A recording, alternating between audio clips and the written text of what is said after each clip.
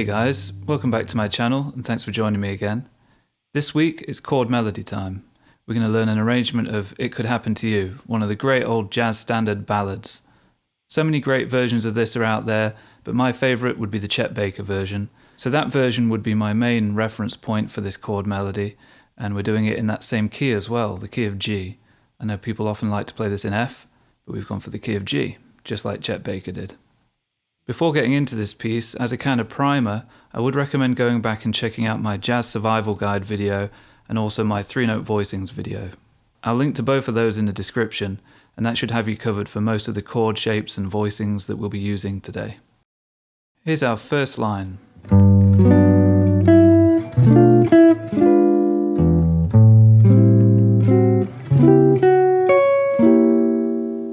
So we started off with the 1 chord, G major 7, then we played a single melody note at the 5th fret of the B string, then B minor 7 flat 5 to E7 flat 9, then A minor 7. Now those last 3 chords there you might recognise as a 2-5-1 in the key of A minor, B minor 7 flat 5 to E7 to A minor. Now if we think about the A minor's role within the key of G, that's our 2 chord. So we can refer to this as a 2-5 off 2. Then we play another melody note on its own at the 7th fret of the B string. Then we play another minor 2-5, C sharp minor 7 flat 5 to F sharp 7 with a flat 9. So that's the same as these 2 changes, but moved up a whole tone, which would be the 2-5 in the key of B. The B would be your 3 chord in the key of G. The B minor 7 and the G major 7 are kind of interchangeable. If you've seen my turnarounds video, that should make a bit more sense. I'll link to that one as well in the description. The 1 and the 3 can be interchangeable, hence them both being tonic chords. Now for me that 2-5 to the 3 is similar to a 2-5 to the 1 if we're thinking of the B minor 7 and the G major 7 as being swappable. I'm not going to go too deep down that rabbit hole, but just as a quick little thought experiment, if you took a G major 7 and moved the bass note from the low E string 3rd fret to the 2nd fret of the A string, look at what you've got. You've got a B minor. It helps just to see these common grounds between 2 chords like that. As always, you can go to links in the description to get hold of my lesson materials for this. They're very thorough. I include chord grids and finger numbers and everything. You can get them via my Patreon or as a single one-off purchase at the Gumroad link. Either way, your support means a lot to me, so thank you so much. Now instead of going to the B minor 7, we actually resolve onto the 1 again, the G major. This time we're going to go for a G6-9, played all the way up here at the 10th fret of the A string. As I think I've mentioned many times before, the crucial thing here is to get the hook of that 2nd finger properly arched over so you're not going to block the D string. You can't afford to lose your major 3rd. I hear too many people playing this with a dead or muted D string. Next we change that G6-9 to a G9, which of course is just a G7 with a 9 added. To do that we change one thing. The 3rd finger can also now cover the G string 10th fret. Make sure that you're thinking of any dominant chord as functioning as a 5 in some way or another. If you can see this G7 or G9 as a 5, it makes sense that we then go to a C7 or a C13 next. So that gives a nice little bit of resolution, G7 to C13, where we play the melody, before going to a B7 with a sharpened 5th. This is a great voicing. As you'll have noticed already, the thumb is going to have quite a good workout for this piece. Thumb hooks over, you've got your 3-note voicing for B7 here, sharpened 5th on the B string, and the root again on the top. Next we go to the tritone sub of this B7 chord, so that's F9. Notice how very little has had to move. Just the bass note has swapped from a B, it's gone up a tritone, or 3 whole tones, to F. The D, G and B strings have stayed the same. Then we go to E9, so drag that same shape down a semitone, and then we flatten the 9. This E7 is functioning as a 5, like we say any dominant chord functions as 5. That then resolves to the A minor again.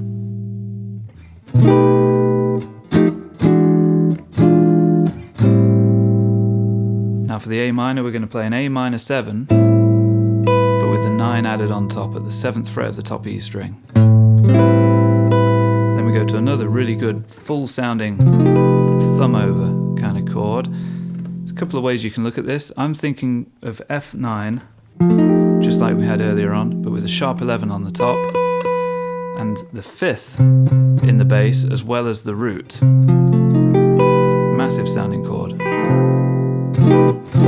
So I guess you could call that F9 sharp 11 over C. So you're going to have that A minor 9, that F9 with a sharp 11, then a single melody note at the 8th fret of the top E string, C minor triad, add the 6th to that, and then resolve to a G major 7 rooted on the D string. It's worth mentioning that the C minor and the F9 are very closely related. It doesn't take too much of a stretch of the imagination to see a C minor 6 kind of chord here, which is what we're ending up with here. We're in the key of G, that's the 4 minor. So it's kind of like we're going 4 minor back to 1. There's the 1. That 4 minor back to 1 is the same thing as the backdoor dominant, which would be the dominant chord built off the flat 7 of the key. So G major, F7 takes you back to that chord very nicely. F7 in some ways can be seen as just an inversion of C minor 6. So we can deduce that essentially the 4 minor and the backdoor dominant, the flat 7 dominant, are just inversions of each other. Now we want to head to the relative minor, so the E minor chord. We're thinking, how do we get there? As is typical in jazz, we want to 2-5-1 it. So we're thinking of E minor as 1 in this moment.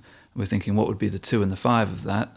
F sharp minor 7 flat 5, passing chord semitone above the B7, resolve to E minor 7 off the A string, pick the melody note again, keep that note on top while you form your A7, grab the top E string courtesy of the barring first finger, go back to the B string for some more melody, flatten the 3rd in this chord now to make it A minor 7, pick that top E string again, and then A minor 11 or D9 sus, doesn't really matter how you look at this, to the tritone sub of the 5 chord D7, so it's a G sharp 7, resolving back to the G major.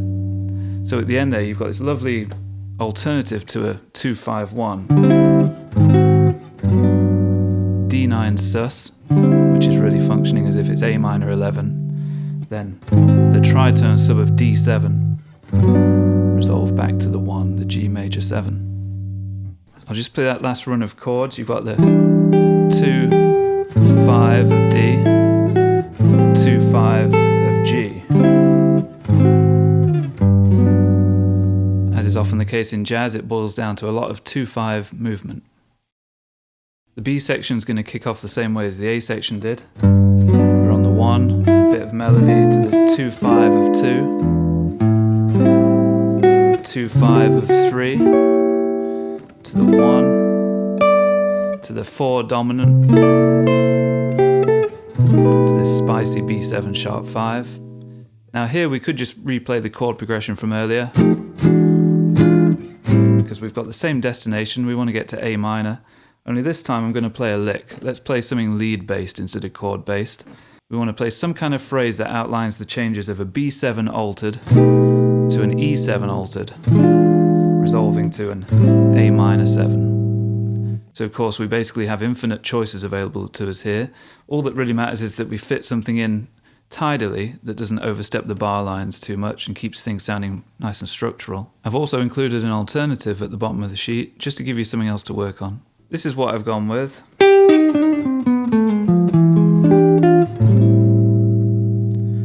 But I could have gone with... So let's have a quick look at the first of those two options. Over the B7, we played a phrase that started on the sharpened 5th, then went to the major 3rd, pull off to the sharp 9, then the flat 9. Now I'm thinking the chord is now changing to E7, where I'm grabbing the 5th, the 4th, the 3rd, the flat 9, and then building an E7 sharp 9, and then changing that sharp 9 to a flat 9 before resolving back to the A minor 7. This is how that phrase would sound as a chord progression. B7 sharp 5, E7 sharp 9, flat 9, resolving to A minor 7. Now just like before, we play A minor 7 but with the 9 on top before going to that big chord again, the F9 sharp 11 with the C in the bass as well as the root, and then again just like before, C minor 7 to G major 7, only this time it's on string set 2 and then the G major 7 off the A string, as opposed to playing the triad on string set 1 and going to the top 4 strings for the G major 7. We do this purely just to make the next few shapes flow a little easier. Then we pick out the G string alone, part of the melody here, then a C13, move the melody down on the B string, and then we go to a 2-5-1 in A minor again, so that's the 2-5 of 2, B minor 7 flat 5, hit the open low E string, and then change one note in the chord to make it an E7 flat 9, and then we have A minor 11. I love this voicing. 3-note voicing for A minor 7 off the low E string, add the 11 on top at the 3rd fret of the B string. And then we played 2 voicings for A minor 7 on the top 4 strings. So that's the root position, followed by the 3rd inversion, and then we play a D7 with a 13 on top and a flat 9 on the B string. So we can call this D13 flat 9. And then resolve to G6 9. I'll just play that final long 2-5-1 portion again. A minor 11, a couple of forms of A minor 7 to a D7, resolving to the 1, G major 6 9. Okay, quick little bit of tone talk, because this is very simple today. This is my 1958 ES175 in fabulous condition. Got it back from a refret fairly recently, but it does need a new nut because the nut slot on the top E string is very strange and the string comes off the edge of the fingerboard when you so much as breathe on it. Today I'm using the neck pickup, the volume control's all the way up, tones rolled back about 1/4 of the way, and I'm running into an Emprise Falcon amp. It's basically a clone of an old vintage deluxe reverb, very similar to my 69 deluxe reverb, but this thing is made to such a high standard, hand wired in the UK, beautiful attention to detail. The strings on this guitar are pure nickel 12 gauge Diodarios with a wound 3rd, and today I'm using a blue chip picks STP 45. Really like this pick actually. So do drop a comment down below and let me know how you're getting along with this piece. I'd love to hear from you. Also make sure to like and subscribe and share this video with any like-minded guitar players that you know. Also make sure to check out Chet Baker's version of this tune. I'll be featuring his vocal solo off that tune for a future lesson at some point, because there's some killer phrases in there, and it's so smooth the way he transitions back out of that solo into singing. Also leave a comment letting me know what your favourite version of this tune is. I'm always eager to hear more. As always, thanks so much for joining me. I hope you've enjoyed this lesson, and I'll see you next week for something completely different. Right, take care.